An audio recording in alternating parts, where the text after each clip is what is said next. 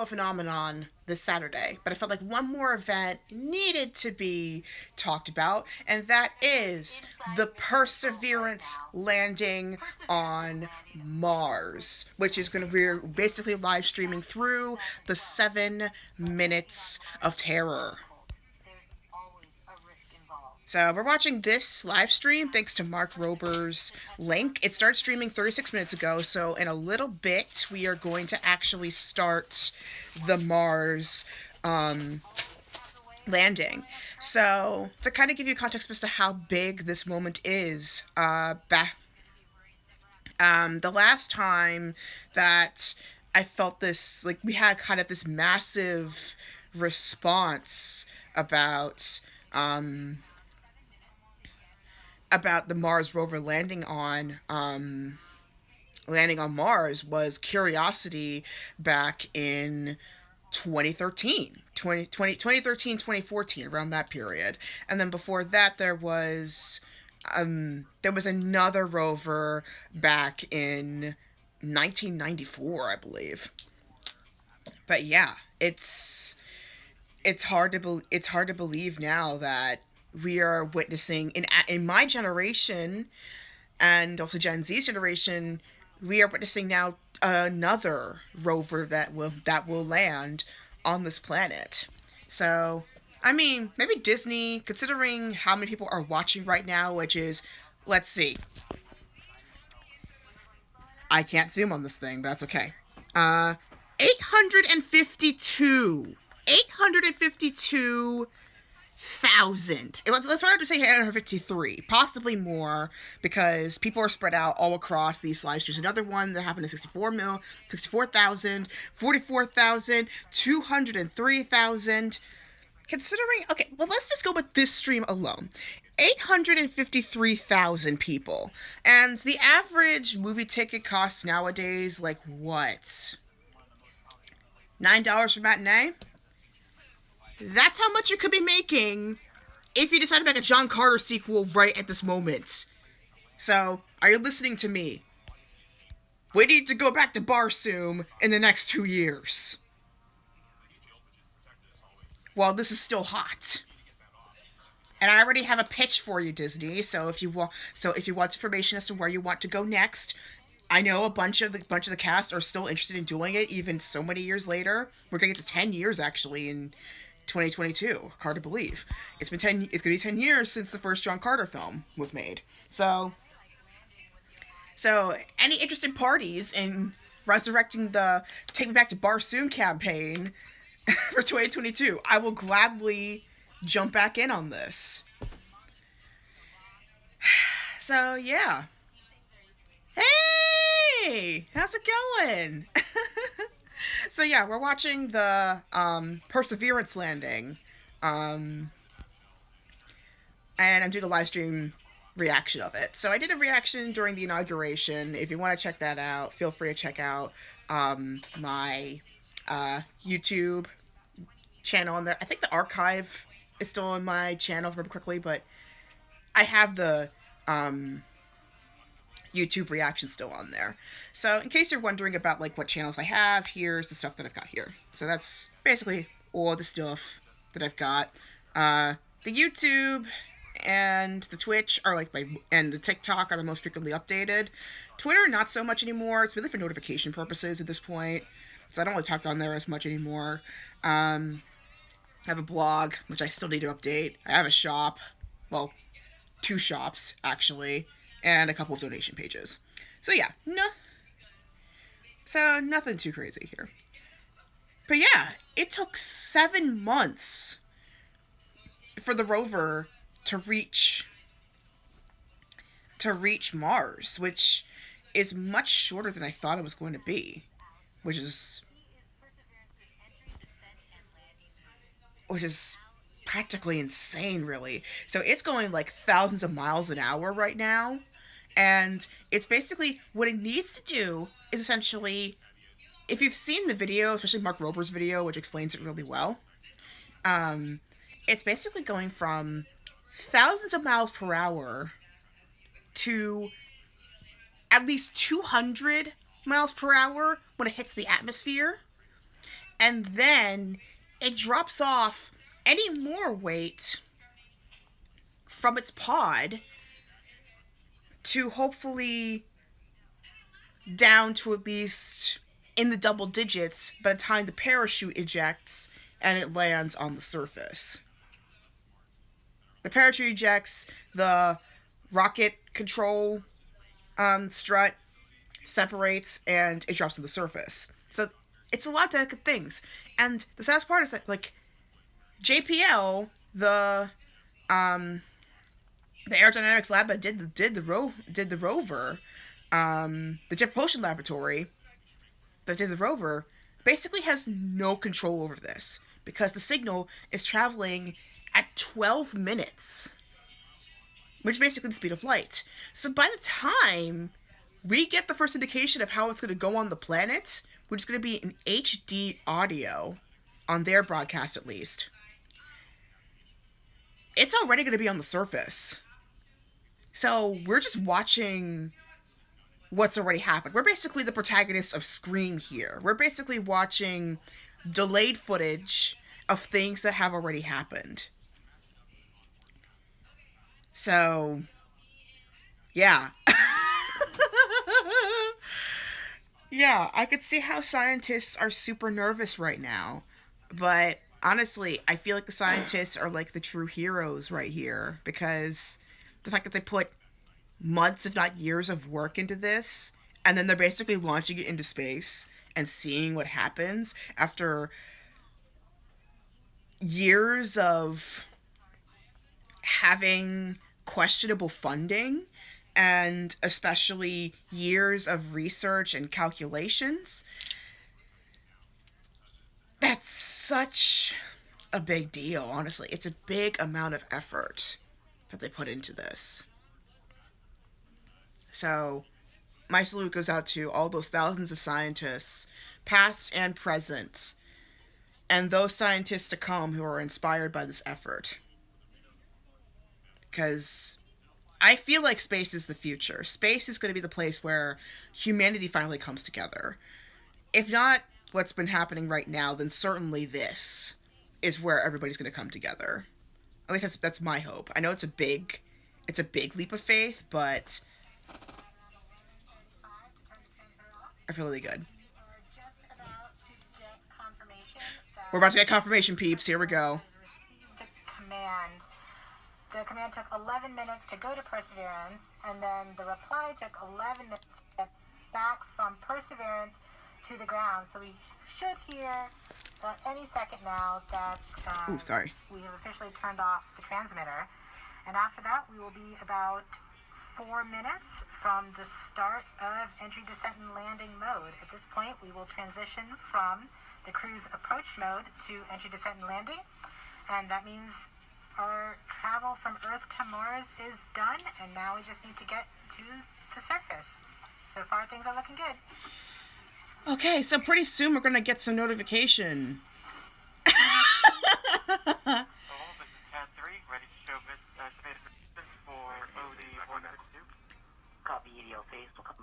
But yeah, pretty soon we're going to get some notification as to how Perseverance is going to land. Oh my gosh. This is like this is why they call it the seven minutes of terror, because it's very nerve-wracking. Oh yeah, also The Martian kind of did this, come to think of it. Flight 8, go east. Our tracking stations have all confirmed the results of the transmitter drive-off and in lock one way. Copy, Ace. Speaking of which, does anybody want to do a watch party, like a Martian watch party of like John Carter and The Martian? Because those are really good movies to watch around this time. Disable all the alarm files and start a new downlink session. Copy that. ECP. Copy that. Proceeding now. I just can't believe with all the things that happened in 2020, we somehow managed to overlook that a rover was launched 7 months ago, and it's landing now. I forgot until I saw Mark Rober's video on my feed this morning, and then I watched it at work. Of the Pathfinder more than 20 years ago, leading up to where we are today with Perseverance. Perseverance Deputy Project Manager Jennifer Trosper has worked on every Mars rover mission, and she joins us now. Jennifer, how does Perseverance fit into the history of exploring? And also, can you believe that it's been half, like practically half of the Martian missions actually failed. So that's why they named. I think the first rover that did the first American rover that made it was Endurance in the 90s. Then there was Curiosity, which everybody knows, about 7 years ago. And then we've got the reason why we're calling Perseverance is because there's yet another mission that we have hopes of succeeding, and this will essentially be the hope of further space exploration beyond the moon. Like the moon, we've gotten a lot of research about that planet. Like the moon, we got a lot of research about the moon. We're hoping to go further with Mars, because Mars, out of all the planets in the solar system, is the most viable when it comes to human space exploration, and possibly, I know this is a very charged word, especially in our era right now, colonization. Settlement's a better word. There we go. Possible human intergalactic settlement. So this mission is very, very important in terms of research. So this one, it's going to be more about mining materials, essentially, to sample, I think, as many parts of this crater, which the crater, it starts with a J. Let me get the name here.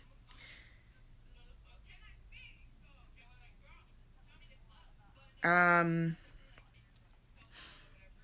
Jezero crater is one of the oldest craters on Mars, billions of years. It was an ancient lake. So this would be the perfect spot to basically analyze what kind of life was there before Mars became dry. And yeah, I absolutely agree. We definitely need to fix ourselves before we make our move on Mars. That part I agree, because there's a lot of humanity that we need to fix. I think it's also kind of where we kind of get that chicken and the egg question, which has got to come first. Moving on Mars versus our humanity. But I do agree, we need to mend our relationships somehow. We need to realize that we have common ground here first. We need to fix our planet's health first. We need to fix our physical, mental, spiritual health first, especially. Before we move on to other planets, because, like, especially if we do come across other kinds of life, what do we tell them? Like, what are things that we can share of ourselves that we are proud of? You know? So, but then also at the same time, especially if we want to get closer to the Star Trek future that we often imagine, we gotta get our tech up there first, too.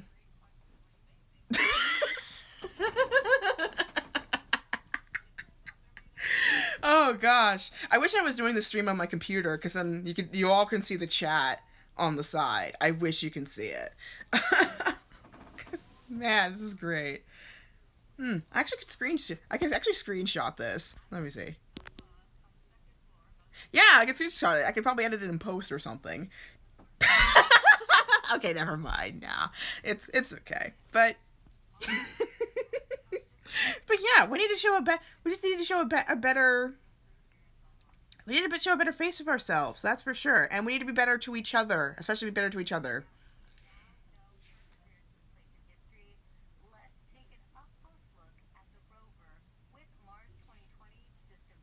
But yeah, we need to get better. Honestly, we need to get better in terms of the treatment of ourselves and each other. And I think that's why, like, a lot of these, I think that's why a lot of books about self-compassion and compassion of others is becoming really, really big in the last 5 years, because we've been so cruel to each other. We've been so cruel to ourselves, when compassion is where it's at. Self-kindness can get you really, really far. I mean, I didn't realize this until recently. I mean, I knew the words from being told from relatives and from, to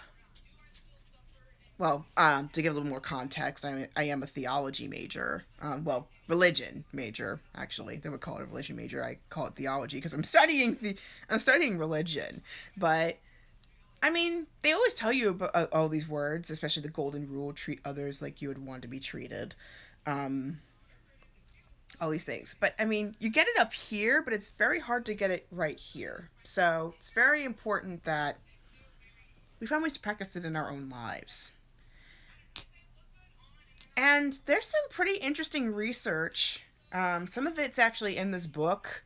I'm thinking of doing a YouTube video, like a sequel to one video that I did for my grad school thesis, not thesis, one of my grad school papers. There we go. Because not really, technically not really a thesis, even though it is a thesis statement. But it's gonna be a sequel to one of the videos that I did for school. One that I did about oh my gosh, 53 degrees Celsius? That's cold. Look at that. Average temperature on the surface of Mars is 64 degrees Fahrenheit. Negative 64. You are gonna need a good sweater for that. My gosh. But anyways, yeah, I've been thinking of making a sequel to that video. This time covering Wonder Woman, the recent Spider-Man films, possibly the video games, and the importance of compassion. Wonder Woman being more of a display of external actions of compassion, and Spider-Man being an example of self-compassion. Because they're both really interesting superheroes in that sense, and I feel like it's very important that we often think about like the strengths and weaknesses of our heroes and the amazing feats that come with them, but we don't really think about their motives, like why they do the things they do. Because like, of course they want to help people, but I mean, like, how do they get there? That's the question that we need to answer.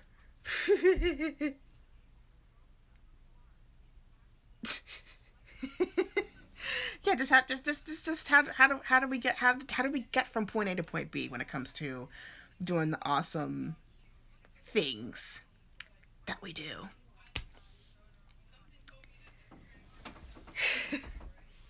Yeah, I mean, if you think that like me being this profound in video game streams was just a front, no, it's basically me. That's me even off camera.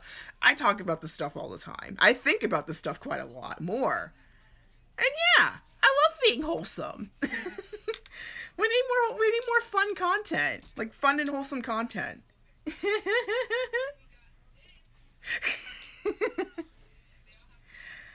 And now I'm thinking of Mr. Roboto from like that song by Styx.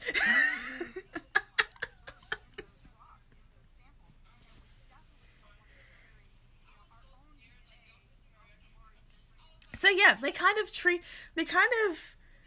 the way that they treated perseverance is kind of like kind of like some of those scientific labs that I often see on campus. Like, people had to wear suits and boots, and if it was like a sci-fi movie, really, like down to like the decontamination units and stuff, because this is a sample collecting rover, so they just basically had to make sure that not a single bit of human contamination was on this thing.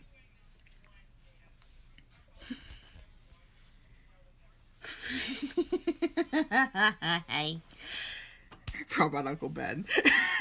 that is great. Oh my gosh. Like, yeah. But yeah, they treat it as like a very, very delicate operation where you had to put on suits, masks. This is before, this is before COVID even. They were really dedicated to making sure that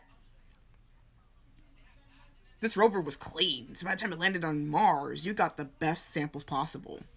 And so what they're going to do, essentially, they're going to drill into the ground, into the crater, grab as many samples as possible, because the crater is going to be it's basically the equivalent of Earth's crater lakes and rivers.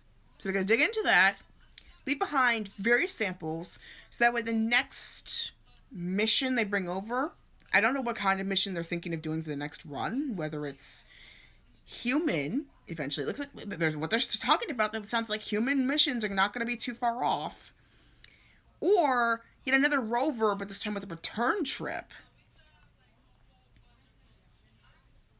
They're going to bring the samples back, kind of like how we did with the moon, and then we're going to analyze them. So, yeah, I'm I'm pretty excited. Like, honestly, I'm excited to see where this thing goes.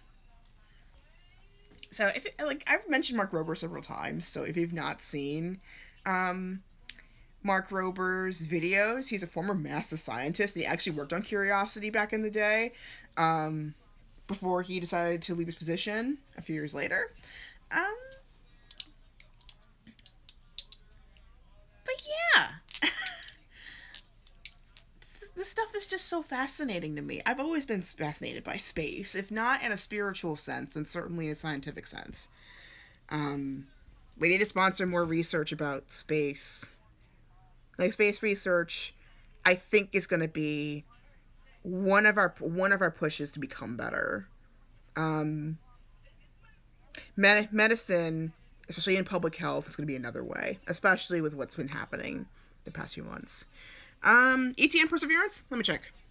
But it looks like it should not be too long now. It's 3:12. It's 3:12 our time. So I don't think it should be too long. So the 7 minutes of terror may have passed already, but let me see. Let me see. Perseverance ETA landing time. So about 3:50. They're saying we're gonna get the transmission around 3:55, according to space.com. But it could be sooner.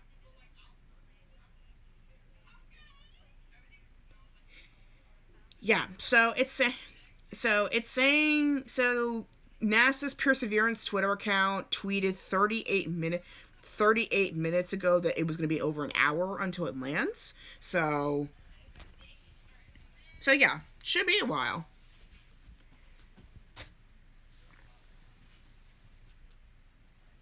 Yeah, this is actually really exciting. In case people are curious about which stream I'm looking at, it is the NASA official stream. There is also one from NASA's Mission Control from the Jet Propulsion Lab, where you can watch directly from Mission Control. I do want to just extend my heartfelt appreciation from the EDL team to the launch crews team. You've done everything we've asked for, right? I mean, you've battled anomalies, you've dealt with Cephis, you've done everything. Battle you've delivered a healthy anomalies. spacecraft to the place that we want to go. And she's right on target, right? You did the last maneuver literally 2 months ago, right? This is pretty incredible, in my opinion. And she's on with the right information to help us land. Doing the parameter update last night, we're ready to roll. You've done everything right. And you've put up with us too, right? You've put up with our eccentricities and the things we like to do in EDL land. So I very much appreciate that.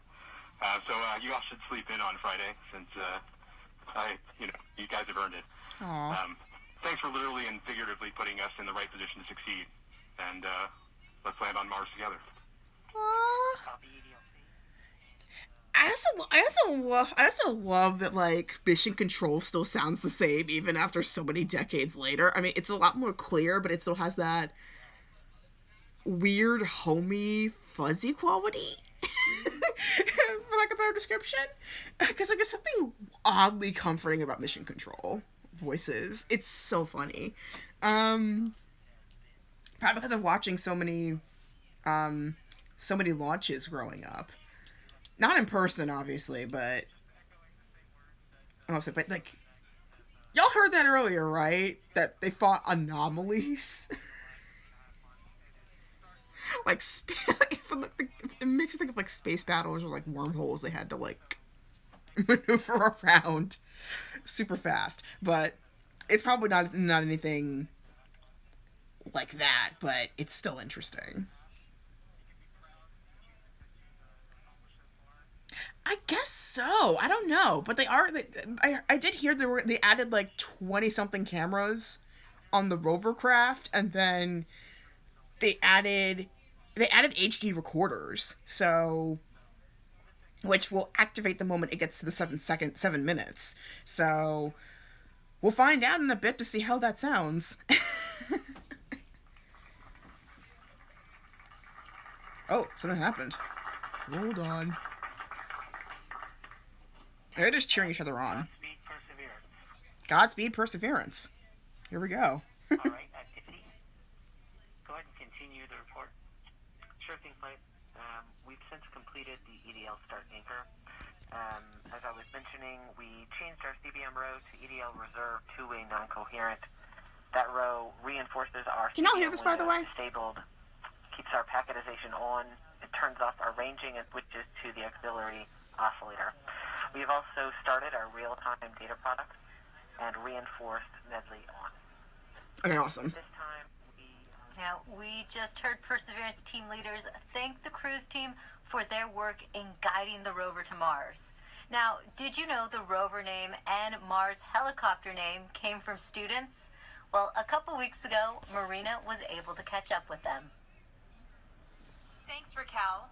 Earlier this year, NASA and our And I think one of my friends actually was part of the original Curiosity naming. I think I was a part of it too, indirectly. But yeah, bunch of elementary school kids always name the ships, which I think is really sweet, because usually by the time a lot of the data comes in, we're often either in our teens or in our adult years by the time we get the data back. So it's really interesting to be part of that history. And oh yeah, I remember now. He was part. She was part of a camp, and they named it after various space shuttle missions. And I mean, unfortunately, she was named after, like, her camp was named after the more recent space shuttle failure, which was the Columbia, because there was the Challenger back in the 80s, and then Columbia, like, that I can clearly remember. I can clearly remember bright as day, because I was watching Star Trek super heavily back then. I believe it was around 2005, if I remember correctly, that Columbia happened. The Star Trek execs decided to name one of the ships. I think it was an NX-05 unit. They named it after the Columbia in honor of the launch. 2003. Okay, so I was a couple years off, but I remember it distinctly being the early mid 2000s. I remember that part. So yeah, Paramount and CBS decided to name one of the ships after the Columbia in honor of its launch, and then obviously we know what happened. It failed, and I think I remember, like, the mass shock that happened. Obviously, probably not as massive as it could have been, considering what happened 2 years before that. But I think it was like yet another shock that, like, the nation was going through. And I also kind of remember, like, some of the pieces that they managed to recover from, like, various states after that. But I think the biggest hard hit was, like, what happened to the Columbia on the show itself. Because that ship went through some pretty interesting maneuvers, from what I can roughly recall from, like, when the TV show was still running at the time. And they made a tribute to the Columbia crew on the Star Trek Enterprise show itself. So they made quite a number of episodes to make sure that, like, that was commemorated. And I think that's the one reason why I remember it so well nowadays. Because I bet most of us have forgotten that happened. And it's not even that old history either. Like 17, 18 years ago. That's... Whoa, February 1st. Oh my gosh. It really isn't that... Yeah, it really isn't that long ago either. It feels like it, but it really isn't, if you think about it in terms of, like, space exploration ideas. You know?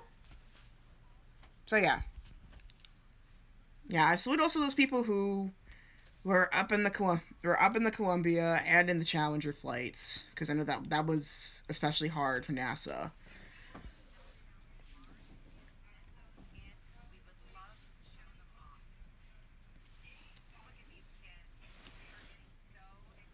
And but a much more brighter note, it's just really awesome to see, like, NASA's been showing a lot of like young kids and getting a lot of questions from kids watching this launch, and it's just so sweet that younger people are regaining the fascination for space.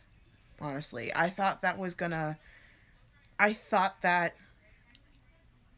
for a split second that was gonna die out um between a lot of the sci-fi and fantasy that we do here, and, well, how much we have to fix on Earth, like you mentioned earlier. But this excitement for this launch, I think, proved that otherwise, that people are still excited about space. We still want to see what's beyond our place in the universe. You know, it's it's wonderful, and I think it's another shred of hope that it feels like we've been thirsting it for a long time, and it's about time that we started getting that back. I agree. I agree. I think it's only going to grow from here. I know like Richard Branson's company Virgin, like they tried to do like space flight, like above space flights to make like Earth travel a lot faster. I even remember the first plane that they invented for that was the VSS Enterprise. I've always wanted to ride that, but I know that one's still kind of in the cards in terms of like in terms of our planet's travel, but in terms of interplanetary travel, I think as soon as that becomes a lot more of a reality, there are some interesting places we could go in terms of um, not only in terms of how we interact with each other, but also just space politics. I mean, in some ways, it's already happening. Like, the UN literally drafted some really interesting intergalactic laws, interplanetary laws. Like, look them up. It's really interesting.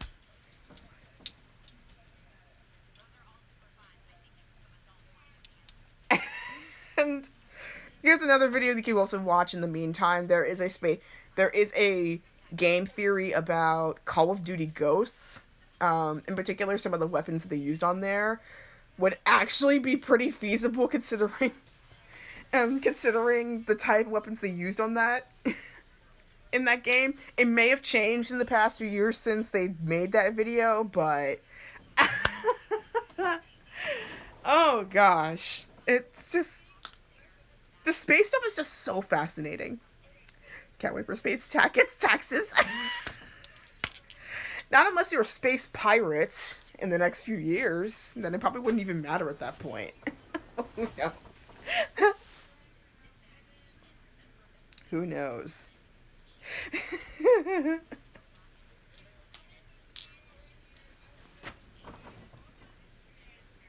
I mean, hello, how's it going? But yeah, I mean, like, who knows what kind of things we do up there? I mean, if we got the ability to do interplanetary travel in the next 5, maybe 10 years, would you do it? And if so, what would you do? You know, like, what are things you would like to try? I'm doing all right. I worked a little bit earlier today. Did some reading. I've been reading this book for school, though I'm actually really enjoying this book a lot. It's from a former Tibetan Buddhist monk, which I think this mentality that he's been bringing into this is going to be really needed for this new international and interplanetary world we're going to come into. Yeah, okay. Yeah, sure. And Pluto for the weekend. Yeah. Let's reclaim Pluto as a planet. mean, I know it's still technically a planet. It's just called a dwarf planet, but a planet is a planet. And apparently there's commemorative popcorn for this. Oh my gosh, that's really hilarious considering that I actually have popcorn in my pantry right now. I might actually make some after this. Who knows? But yeah, so the book is called A Fearless Heart: How the Courage to be Compassionate Can Transform Our Lives. And I think like stuff like NASA and even Stanford's compassionate training program, they are very much related to this. I think it's a way that we can bridge people together. And I got another really cool book from this. Curiosity was 2012. Wow. I knew it was like not too long ago, but I didn't think it was like that long ago, like almost 10 years. I thought it was 7. But yeah, the launch was 2012. The launch was 2012. The arrival was probably a year or two later. But yeah. And then come to think of it, I think the Pluto survey probe should be arriving in Pluto pretty soon, actually, come to think of it. So that should be another thing we should keep a lookout for. But yeah, here's another one. So this is Self-Compassion by Dr. Kristen Neff. So this is more of a social look at compassion. It's more of how we apply it to ourselves. Because especially to ourselves, especially in the U.S., very easy to pretty much judge ourselves. And it's time that we kind of be a little nicer. And we're depending on the same type of entry guidance this time around to help get us very close to our target. As we make our way through entry, finish our guided entry profile, we'll do a maneuver called heading alignment, where we point toward the target and get ready to deploy the parachute. But before we deploy the parachute, we need to get rid of a set of balanced masses that have been giving us a center of gravity, or CG offset, throughout the guided entry phase. So these are called the entry balance masses. We also call this maneuver SUFR, S-U-F-R, or straighten up and fly right. So we'll go ahead and eject those masses when we get a trigger from the GNC system telling us that we're at the appropriate range to the target to do so. As soon as we deploy those, we will no longer have a CG offset, and we'll be ready to deploy the parachute 17 seconds later.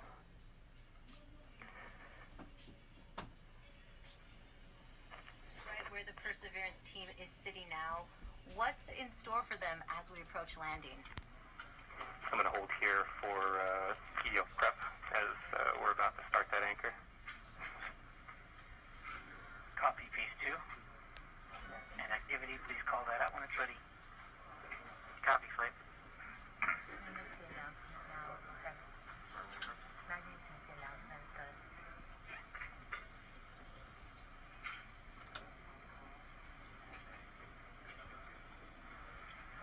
All right. Now, Rob, you've been right where the Perseverance team is sitting now. What's in store for them? So, didn't think I had to do that, but here we are.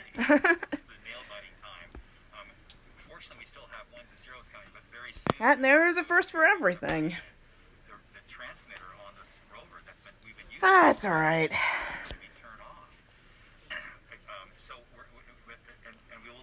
I mean, I was thinking of making it a timeout, but you know what?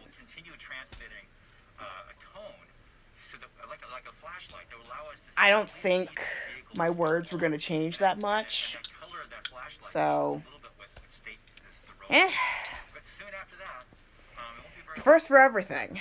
I mean, I have been lucky that I've had a lot of positive experiences on the internet, a lot more positive ones than adverse ones. But I mean, I do have the occasional experience like that. So Success in the past landing on Mars. You'd think it gets easier, but it doesn't. Why is it still water off a duck's back. I'm good.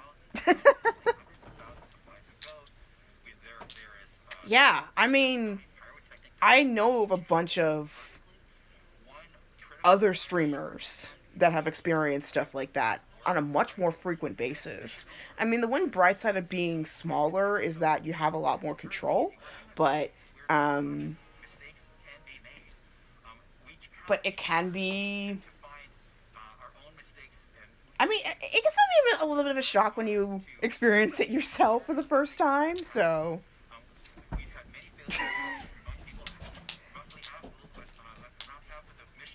my cousin's in the background.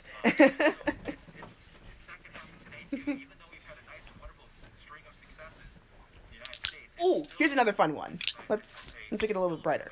So tell me, if you had to bring some snacks from Earth, what would you bring? And there are a million people watching the NASA live stream right now. Like, check it out.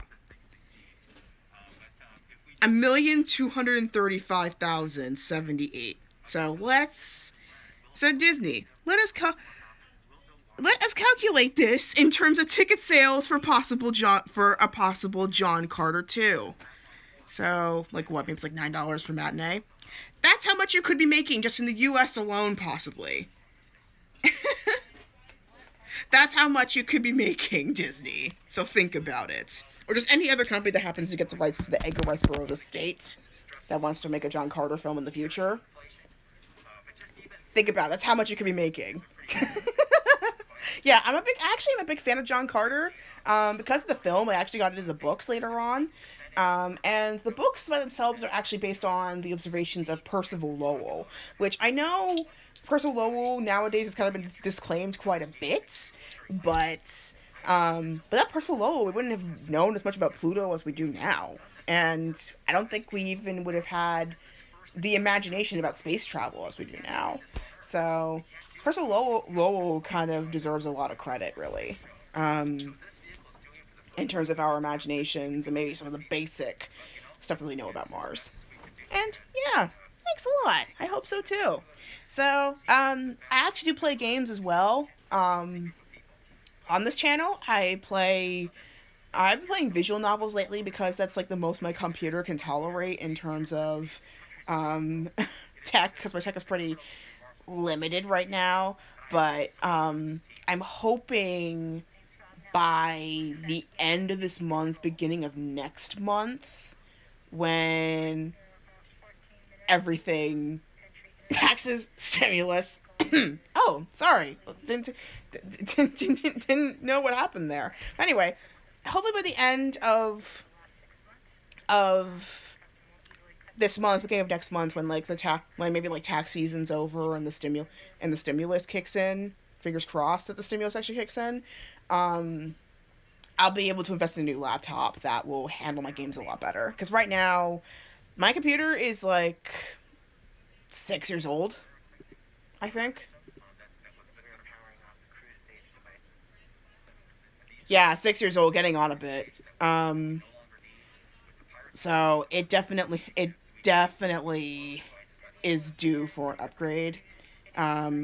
Especially when it comes to capacity and graphics, because this only has like 250 gigs on there. I need at least double or triple that in order to be able to do videos and live streams like this in a lot more of a full-time basis. This is only like a part-time gig thing, but I'm hoping to kind of increase more of my creativity and my live streaming by the time I get my new rig. So I'm saving up for that. But obviously, with life, there's always like little things that pop up. So figured cost that changes this year. I think it will change this year. So. Oh, we're doing the anchoring in 3 minutes. Oh boy. There are currently 12 and a half minutes from entry interface. We are coming upon cruise stage separation in 2 minutes and 20 seconds. Oh, we're gonna separate pretty soon. What's happening now, Rob? Okay, well, we're just waiting. The rover is completely in charge. It's doing all the things we've taught it how to do. It's all built into the software. We've tested it over and over and over again. This team has spent 24 hours a day, 7 days a week, testing this thing for years. And so this is really. Can y'all hear this, by the way? All that work. So this vehicle is getting ready to push that cruise stage away. Once it gets pushed away, the entry system with the rover inside, with the rover still in charge, is going to get ready to take the vehicle, turn it to the right orientation, and aim it to Mars, and prepare for entering the atmosphere. Oh, It won't be long. I am feeling for the scientists right now. We're about a minute and a half from cruise stage separation. About 11 minutes, 20 seconds from entry interface. Oh boy, we're gonna get something pretty soon, peeps. So Get ready. It's about 10 minutes from cruise stage separation until entering the top of the atmosphere. From then on and out, things happen fast. And this is out of their control. It's basically NASA's sensei That the spacecraft has to switched to broadcasting this tones. rover. These tones are received Whether this directly rover from has learned all it Perseverance, needs to but know have at this very point, limited information content. it's all up to that rover. Receive real-time information until about 9-10 minutes from now, once the Mars Reconnaissance Orbiter starts relaying information from Perseverance. We are under a minute from cruise stage separation, about 10 and a half minutes from entry interface. So in about 10 minutes, we're going to get the first shots. We're going to have the first signals from Perseverance as is about to land. 10 minutes! Oh my gosh.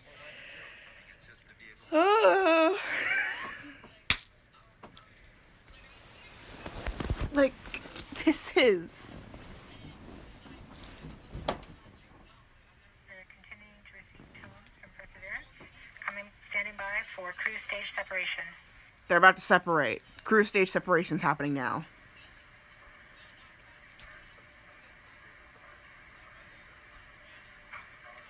So, this is like a 3D rendering of what it looks like. We should get the real thing in a bit, but this is what it looks like. That's the stage that Perseverance is in right now. Has been confirmed by the spacecraft. We're off on a good start. In about 1 minute, Perseverance's landing software will wake up and begin the final preparations for entry. The first action it will do is to fire warm-up pulses with its entry thrusters. These pulses ensure that the spacecraft gets the thrust that it wants during entry interface. We're about 9 minutes from entry interface. Okay, 9 minutes till we get the next notification. Okay, so now the vehicle's on its own. It's So- turning itself into the direction of facing the heat shield toward Mars, and will eventually hitting the top of the atmosphere. We're not far away. This is going to go very quickly from here on out. Yep.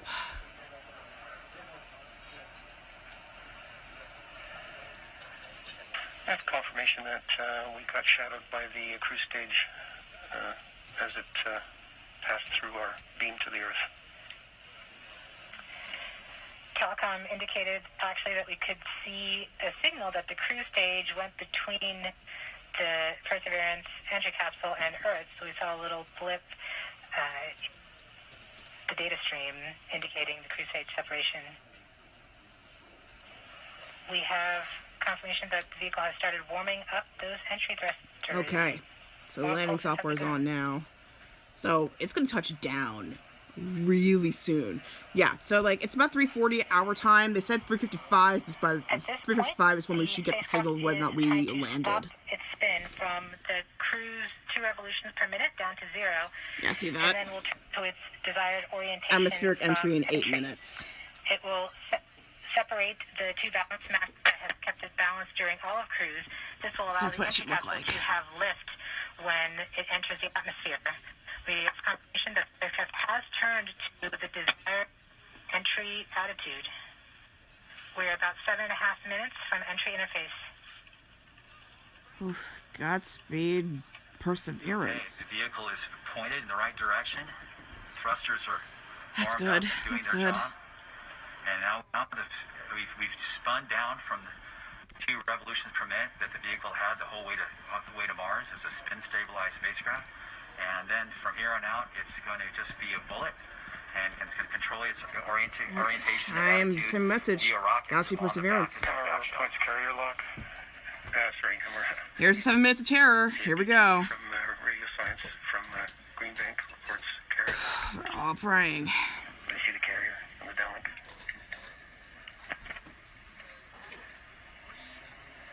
Flight number 1. We are continuing to wait for entry interface. We're about 6 minutes and 45 seconds from entry interface. Okay, 6 minutes. We have confirmation from Greenback that they are receiving direct-to-Earth telemetry via that path. The spacecraft Perseverance is currently transmitting heartbeat tones. These tones indicate that Perseverance is operating normally and has nothing significant to report. Oh, good. Good. This is as expected. We're currently just over 6 minutes from entry interface. Okay. So in 6 minutes, it's going to go through the atmosphere. We're not going to get the footage until maybe some time later.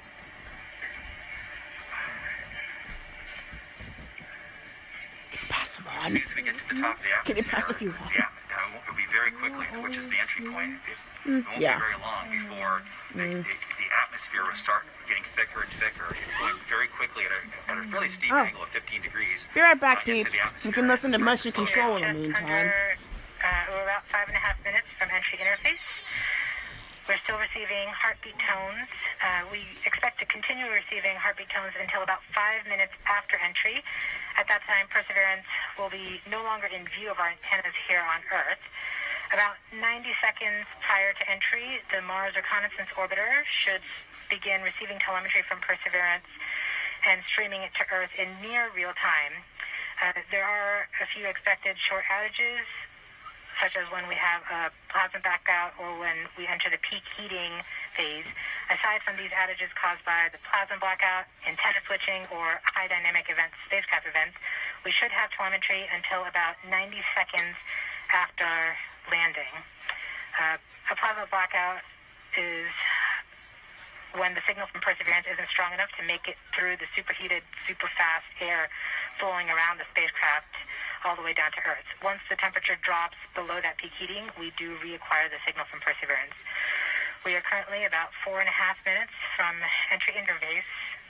Perseverance continues to report heartbeat tones, indicating everything is nominal. Okay.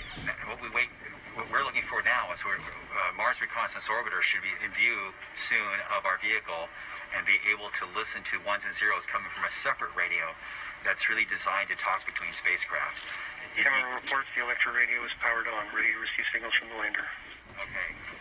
MRO is ready and able and waiting to hear from our rover. Mars Reconnaissance Orbiter has reported that it's ready to receive the signal from Perseverance. It should be in a few minutes here. We're just Flight a number minutes from entry interface.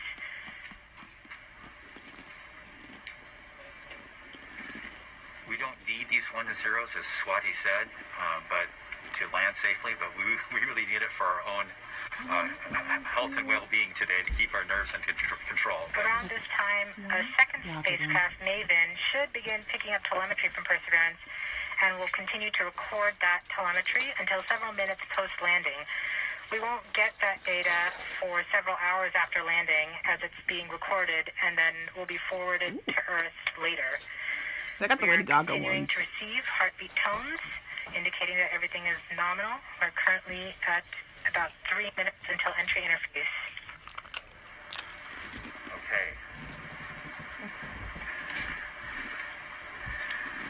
Very soon we'll be getting ones and zeros, I hope, from our radio on the rover.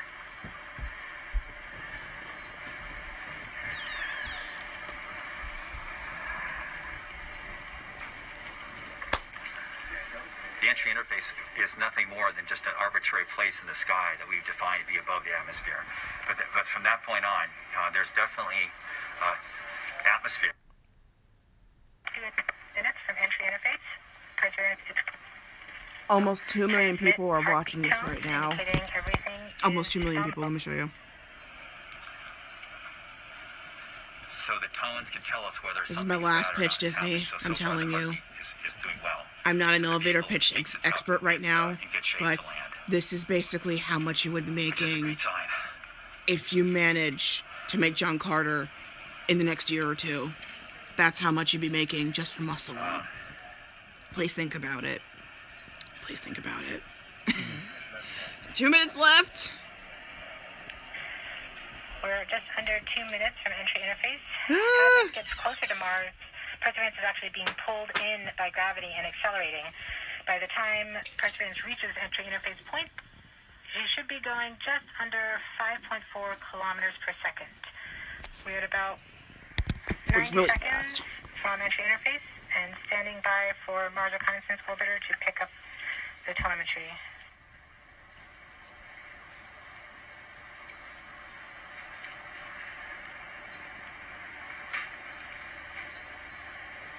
The silence is palpable. We're about to hear something in about a minute. Yeah. So the timetable's about right. We're 1 minute from entry interface.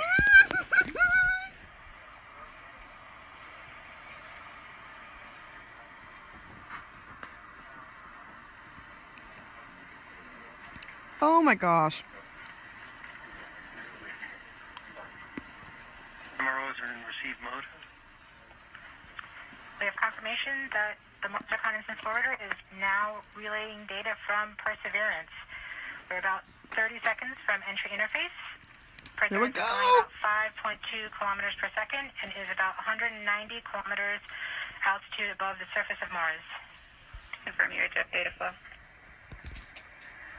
So it's about to hit the atmosphere. We're going to get the transmission of the atmosphere within 10 seconds. 5.3 kilometers per second and an altitude of 150 kilometers from the surface of Mars. Here we go.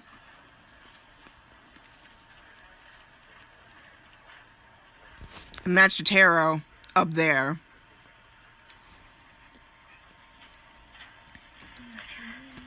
We have confirmation of entry interface. Perseverance is currently going Oh, good. 5.3 kilometers per second at an altitude of about 120 kilometers from the surface of Mars. That's fast.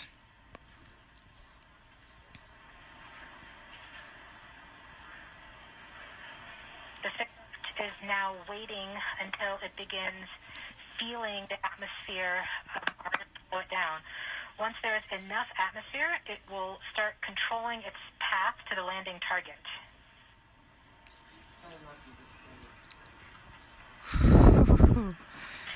Navigation is also confirming that we can see a little bit of that slowdown of the atmosphere on the Perseverance entry capsule.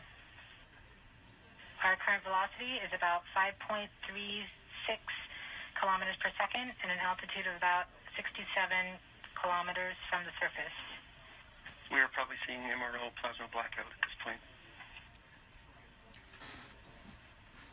It's so surreal.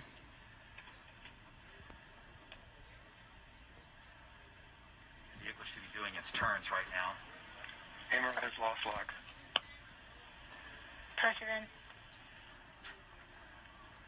We have indications that Perseverance is now performing bank reversals in the atmosphere. These are the steps in order to control its distance to the landing target. Perseverance has just passed through the point of maximum deceleration and has indicated that it felt approximately 10 Earth Gs of deceleration. That's MRO has log again. For those who've watched Mythbusters, that is a lot of G's. We saw a small So far, outage, it's a good sign. It's a good sign. Of the UHF telemetry from Mars Reconnaissance Orbiter during that peak heating phase, likely caused by the plasma blackout. Perseverance is still continuing to perform bank reversals in the atmosphere to control its distance to the landing target.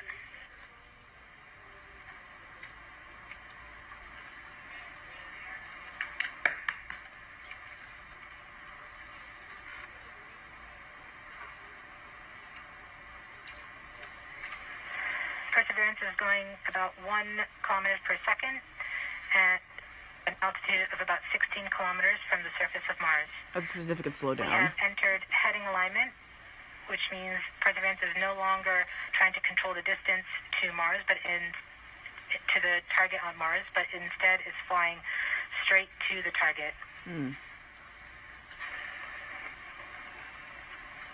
That means the speeds drop down considerably, which is good.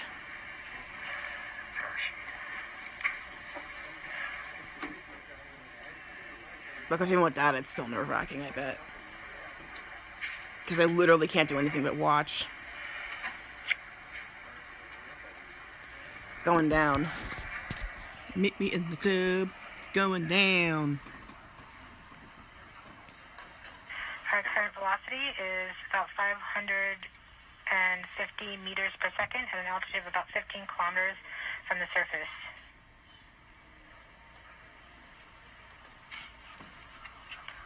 MRO's reporting good telemetry log. We are coming upon the straighten up.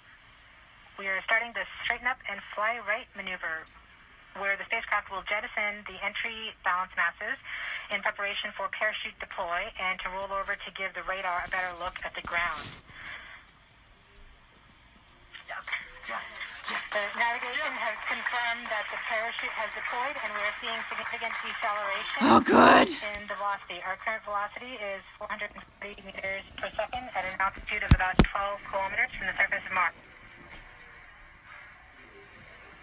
So the parachute went out. That's a good sign. So that means we should get a lot gentler of a landing.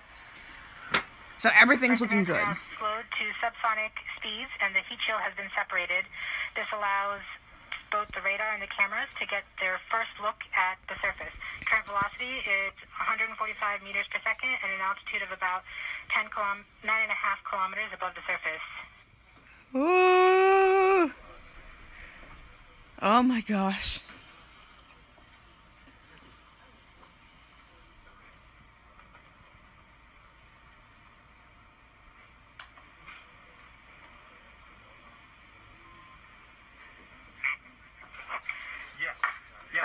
Yes. Perseverance now has radar lock on the ground. Current velocity is about 100 meters per second, 6.6 Yes. kilometers of the surface. Oh, that's good. Perseverance is continuing to descend on the parachute. We are coming up on the initialization of terrain relative navigation and subsequently the priming of the landing engines. Our current velocity is about 90 meters per second at an altitude of 4.2 kilometers.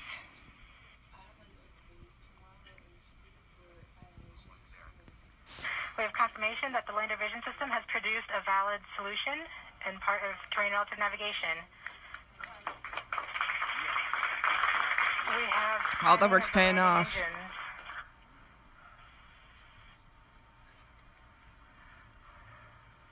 They're 55 right now. Is 83 meters per second at about 2.6 kilometers from the surface of Mars. We have confirmation that the back shell has separated. We are currently performing the divert maneuver. Current velocity is about 75 meters per second at an altitude of about 1 kilometer off the surface of Mars. This is the crucial part right here. Safety Bravo. We have completed our terrain relative navigation. Current speed is about 30 meters per second, altitude of about 300 meters off the surface of Mars. This part's crucial here. Because this can make or break the rover. Literally. We have started our constant velocity accordion, which means we are conducting the sky crane, about to conduct the sky crane maneuver. We've lost direct Earth tones. As expected. Oh. As expected. Okay. Sky crane maneuver has started. About 20 meters off the surface. Oh!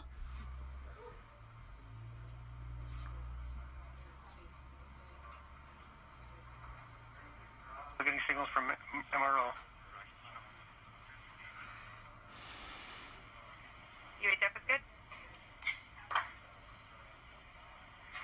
Touchdown confirmed. Yes! Surface of Mars. We begin seeking the sounds of past life. Yes!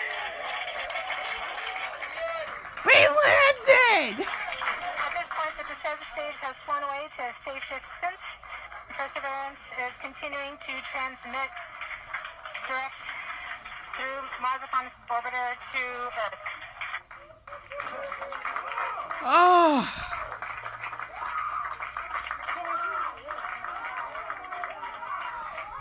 Oh, man. Those sets of words. That set of words are music to my ears, honestly. No, of course, they're still getting telemetry from the lander. Ah.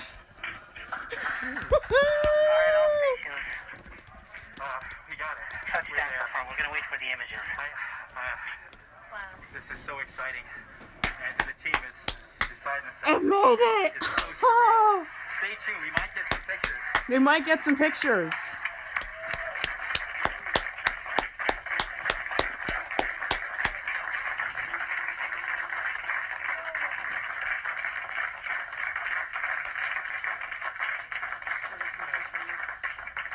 Yes! Has been riding on this.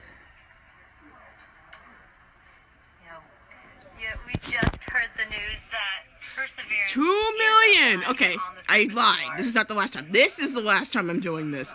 This is how much you could be making if you make John Carter 2, Disney. This is how much you could be making. Just saying. Just saying. Just saying. Still seeing a strong signal from the lander. Yes! Good! Good.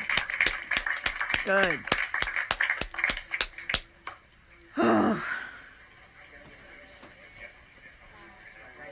That's good. We have just heard the news that Perseverance is alive on the surface of Mars. Congratulations to the mission. And looks like we have some more news in. It looks like we're getting the first We're getting image. pictures. We're getting pictures. Let me at least show you them. Take a look at the first image. Let's take a look. This is OL3. I have the target point on the map when you are ready. We are ready, OL3. Go for it. Woo!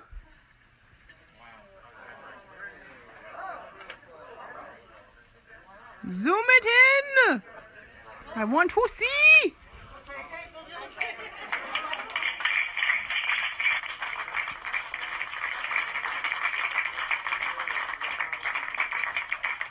Flight, I'll be moving in, showing you the safe zone that we've landed in.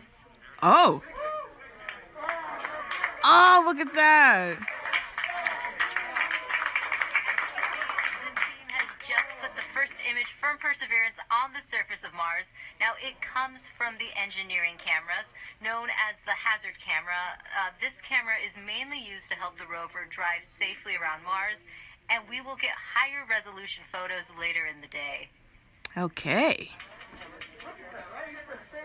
Look at that. Even with this, though, you get a lot of detail here. You get to see the rig and everything and the rocks. So, obviously, we're going to see a lot more as time goes on. But this is honestly a very beautiful historical moment. Yet another one that I am just super glad to share with you.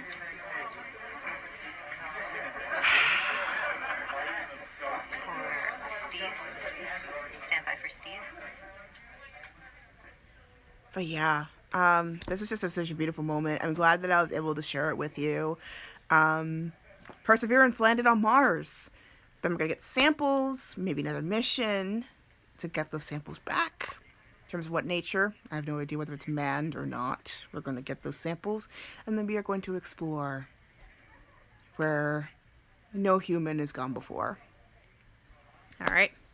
So thank you so much for joining me on this historic event. If you want to check out some of my other stuff besides the historic streams, please feel free to check me out on these pieces of media here. I do play games on Twitch, so keep an eye out for that. I'm doing a playthrough with Tobias the Tantalus, 2 of them actually.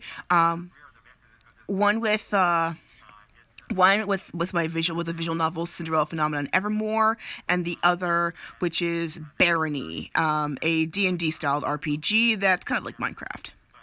But yeah, that is so awesome. Thank you so much for joining me on tonight's, not tonight, well, though some people might be nighttime already, but thank you so much for joining me on today's historic stream. I hope you'll get a chance to pick up a donut at bare minimum. I know Krispy Kreme's giving away Perseverance Mars-themed donuts today only, so try it out. And then, I'm just so grateful. So thank you so much for watching with me. Stay safe, stay warm out there, especially for those who are in the central United States and in the Midwest.